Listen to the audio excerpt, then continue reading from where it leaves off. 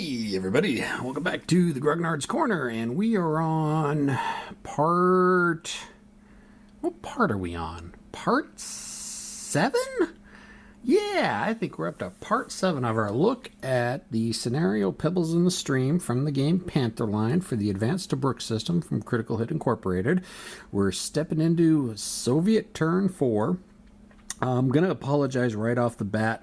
For some reason, my allergies are kind of kicking my butt, and it's making my breathing a little bit difficult. So if I cough or if I sound like I go kind of warbly on my voice at some point, it's my allergies. I'm on antihistamines. I don't know what's setting them off. So I don't know what's going on. So I apologize in advance. Also want to point out there have been some very sharp-eyed viewers that have commented and gotten hold of me and said, "But Devin, you're not playing the full rules. You're forgetting things." And yes, I will go ahead and admit that there are some things that I am either not doing or forgetting to do, or what have you. Pretty much anytime a crew served weapon or a main gun mount or anything like that is fired, you're supposed to be rolling a second dice. And if that second dice comes up with a 10, you roll it again. If you get another 10, there's a weapons malfunction. I haven't been doing that mainly because, well, I forgot about it, which happens a lot when you do solitaire play. And another person was pointing out that I'm not doing, I'm not leaving behind the collateral fire markers. Whenever you generate some infantry fire in a hex, you leave a collateral fire marker behind, and anybody who moves through that hex has a chance of being damaged by some of the collateral fire. For the collateral fire, I'm not putting down pretty much because there's so few infantry. The chances of me actually moving through a collateral fire are slim to none. Plus, I'm trying to speed up gameplay a little bit. I'm just trying to get some of the I don't want to say basics of the game, but the general mechanics of how a turn flow goes and how armor interacts with each other. So thank you very much to the guys who did point that out. Marco, thank you for pointing that out to me, and I believe Hans was one of the other guys that pointed it out to me, that I was not leaving the collateral fire markers behind. So as far as I know, I didn't do anything wrong in the last video, other than what I've already mentioned. So let's go ahead and jump right into turn 4. I do want to expand a little bit on my comments that I was making last game, our last video, about not really counting victory points while I play. I mean, as you take a look over here, we've got the exited victory points, and we've got the dead German victory points here.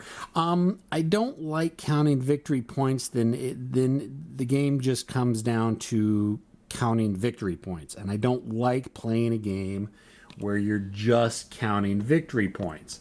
I go into a game, I have a strategy, I have an idea, and as everybody knows, no strategy, no plan survives first contact, but I want to play the game to enjoy the game and not worry about counting points. It's perfectly fine for other people who do. I know there's a lot of other people out there who do like to count victory points as they go along. I really don't. Just my game style, just my play style, and I just wanted to expand on that a little bit. So anyways, we're going into Soviet turn 4. And what we're going to do is we're going to go ahead and start off up here. This M-Kill tank tried shooting at these guys last time, missed. So we're going to go ahead and shoot again. 76 millimeter B-class weapon, firing 1, 2, 3, 4 hexes away. I think that's a 8 to hit. Excuse me. There's that coughing I warned you about. B-class. Yep, that's an 8. 7, is it 7? Maybe -2 for the hedgerow or the hedgehogs. Emplacements, hedgehog. Nope. It is considered improved. We went through this last time, didn't we? It's a +2. Okay, so 8, 7, 6. No other modifiers. So 5, that's it. Yes, I know I didn't roll the second dice for the weapons malfunction. I'm not going to worry about it in this game. Maybe we'll do it next game. So it's a 76 millimeter. is on the 14 column, which is a 1. Oh, that's really, really, really bad for the Germans. Yeah, that's a C5. They cannot support that because they can only take 3 casualties. So they are eliminated. That goes into the victory point kill pile. And that is, since that's a full squad that was destroyed, 3 more points in the escalation table. I'm still continuing to gather my thoughts and my opinions about the whole escalation system. I have a feeling I'll have words to say about it when I'm done with everything. So that's basically that, and that's basically the last thing that T-34 can shoot at. I mean, just because of line of sight and pancaking. Well, you know, I'm pretty sure I do not have line of sight there, but let's go ahead and take a look.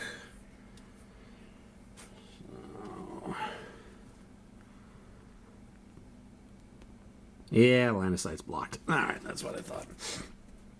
Sometimes always good to check anyways.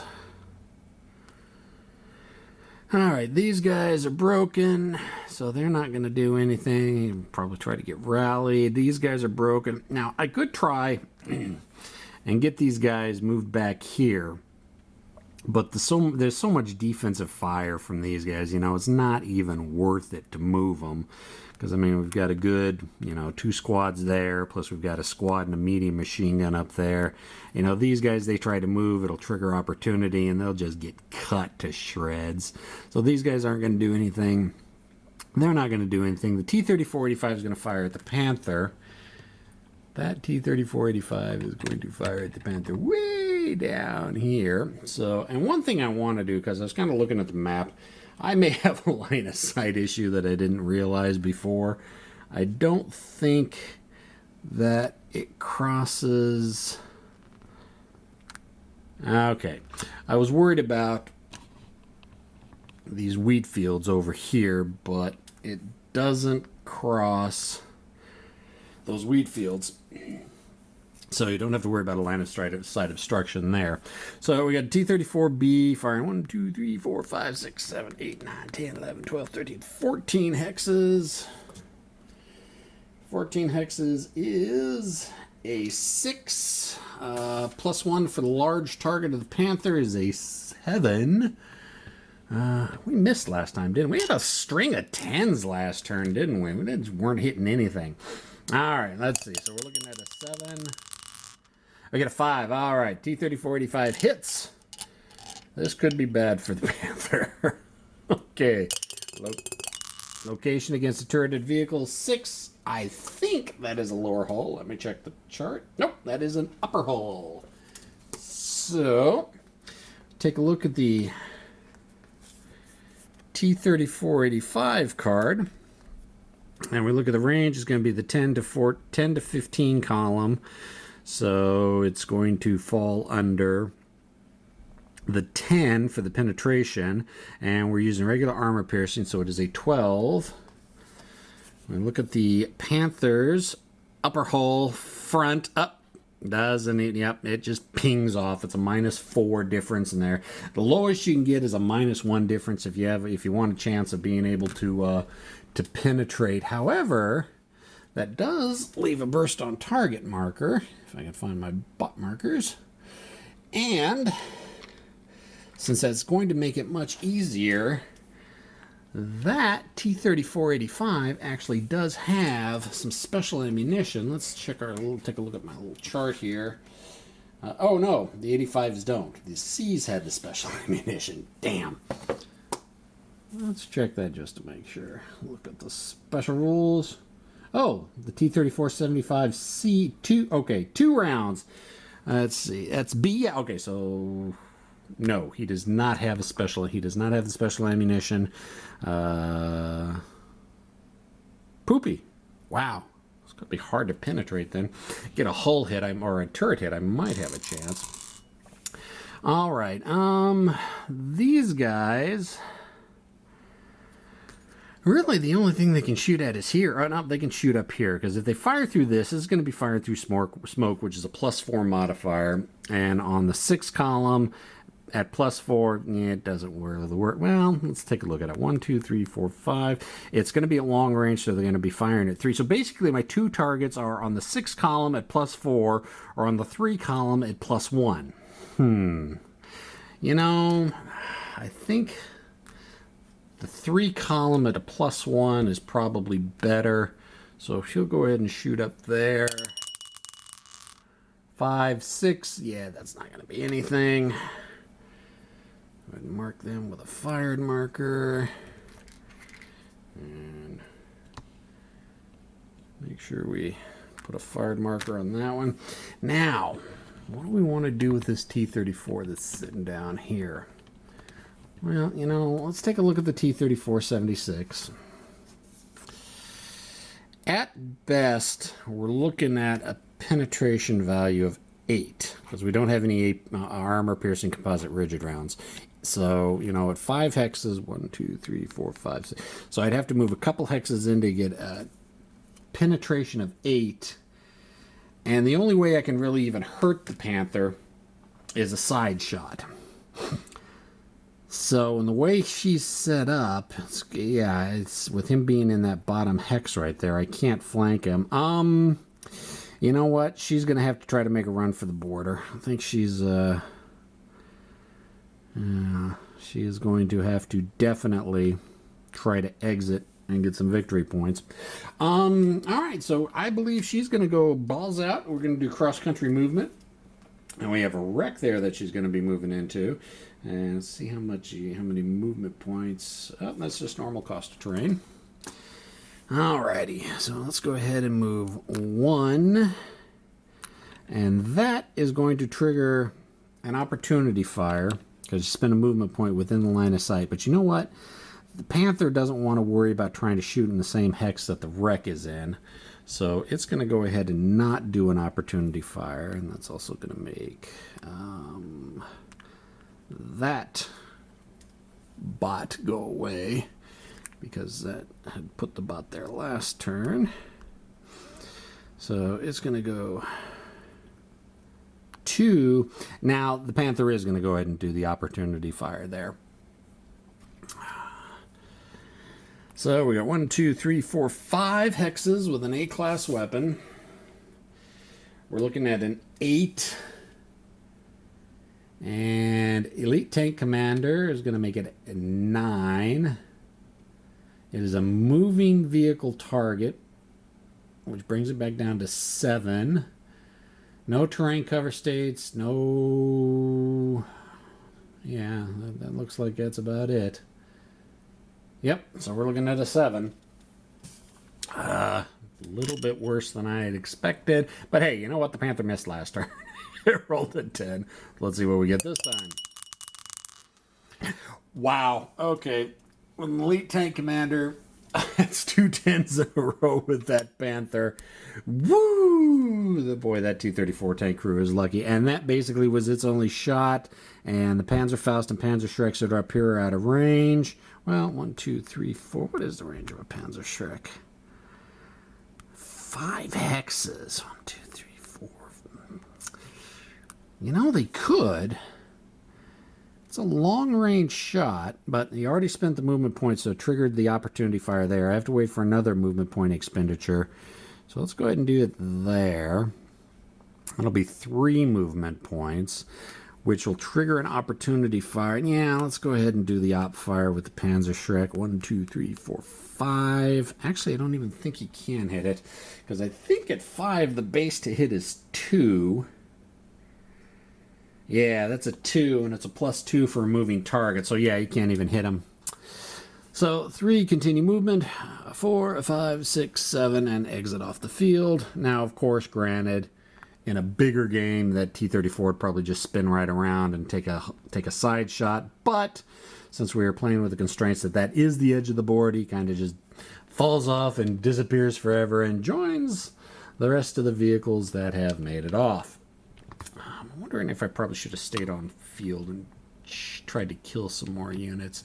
That may prove disastrous for the Soviets from a victory point standing, or it might not. All right, so basically the turn is over.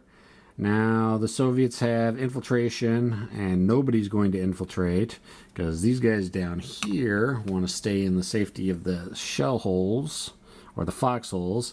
These guys are broken, and they can't advance towards, so they'll just advance. Oh, no, broken units can't advance.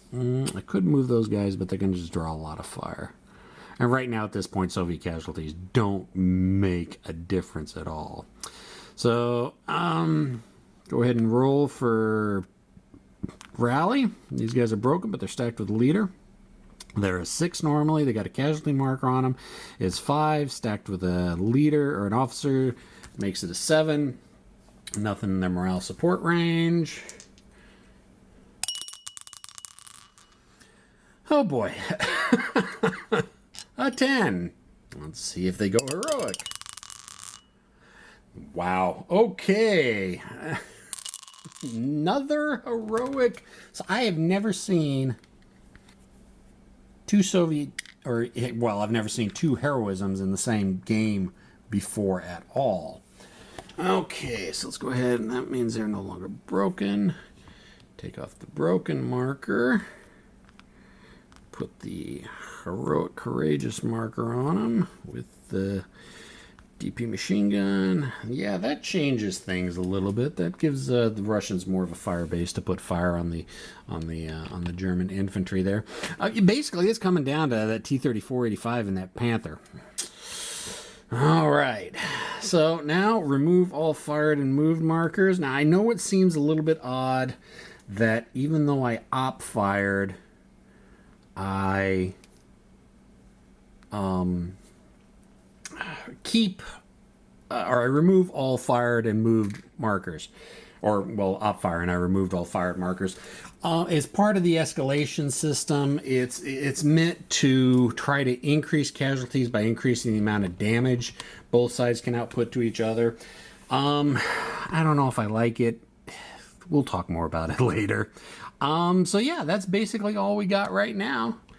And when we come back, we'll be looking at German turn 4. I'll see everybody next time. See ya!